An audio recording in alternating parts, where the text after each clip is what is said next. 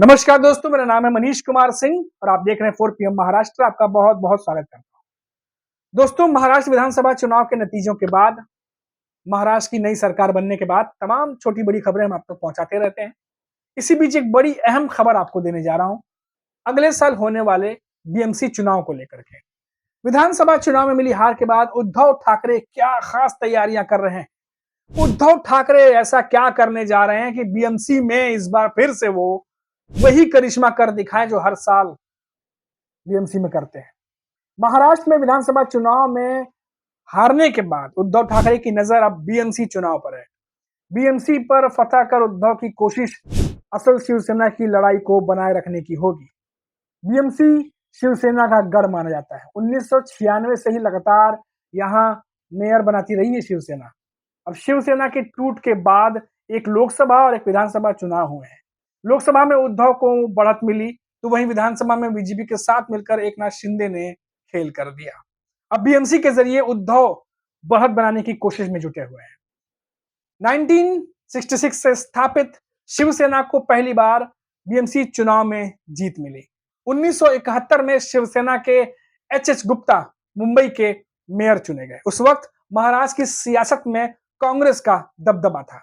इसके बावजूद शिवसेना ने अपना गढ़ बनाया और गढ़ मजबूत किया। 1985 से 1992 तक लगातार मुंबई में शिवसेना के ही मेयर बनते रहे। हालांकि छगन भुजबल की बगावत की वजह से 3 साल कांग्रेस ने अपने मेयर मुंबई में बैठा दिए, लेकिन जल्द ही बाला साहेब ने मुंबई की सत्ता को अपनी तरफ खींच लिया। 1996 में शिवसेना के मिलिंद वैद को मेयर की कुर्सी सौंपी गई। इसके बाद से अब तक लगातार शिवसेना ही यहां से जीतती रही है, वो भी तब जब 15 साल तक महाराष्ट्र की सत्ता में कांग्रेस और एनसीपी की मजबूत सरकार थी। तभी भी शिवसेना मजबूती से बीएमसी पर बनी रही, काबिज रही, उनका दबदबा रहा। आर्थिक दृष्टिकोण से भी बीएमसी काफी अहम है। साल 2024-25 के लिए बीएमसी का कुल बजट 59,000 करोड़ के जो है वो करीब करीब पेश किया गया है। यह बजट गोवा और त्रिपुरा जैसे 7 छोटे राज्यों से भी ज्यादा है।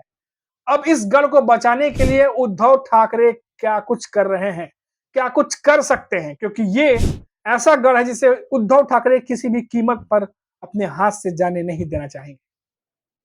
हिंदुत्व के मुद्दे को धार देने में इस समय जुटे हुए उद्धव ठाकरे, ऐसी खबरें आ रही हैं।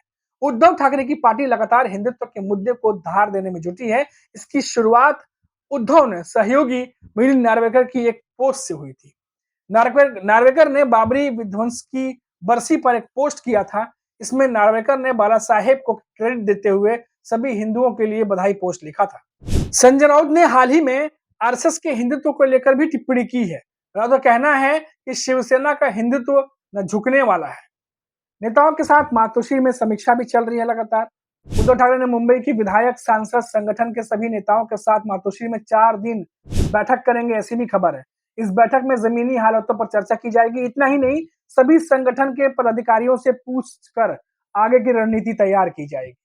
शिवसेना यूबीटी की तरफ से दी गई जानकारी के मुताबिक 26 दिसंबर को बोरीवली विधानसभा, दहिसर विधानसभा, माघरखाना विधानसभा, दिंडोशी, चारकोप, कांदिवली और मलाड विधानसभा और 27 दिसंबर को अंधेरी वेस्ट, अंधेरी ईस्ट, विलेपार्ले, बांद्रा ईस्ट, ऐसे कई सारे 2-4 जगहों पर विधानसभा की बैठकें जो है वो आयोजित की गई हैं।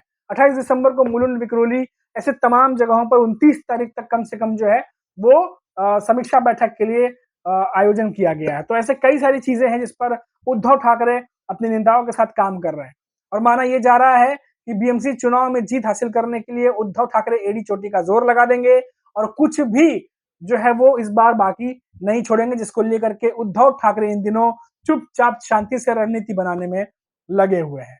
तो ये खबर बहुत ही अहम थी दोस्तों, क्योंकि लगातार विधानसभा चुनाव में मिली हार के बाद एमवीए के नेता और भी ज्यादा सतर्क हो गए हैं और कहां-कहां कमियां रह गई उस पर भी विचार कर रहे हैं। और क्योंकि अगले साल बीएमसी चुनाव है और अब सबकी नजरें जो है उस पर जमी हुई है। अभी के लिए इतना ही, लौटेंगे तो बात करेंगे किसी बड़ी खबर पर। तब तक आप देखते रहिए 4 PM महाराष्ट्र। नमस्कार।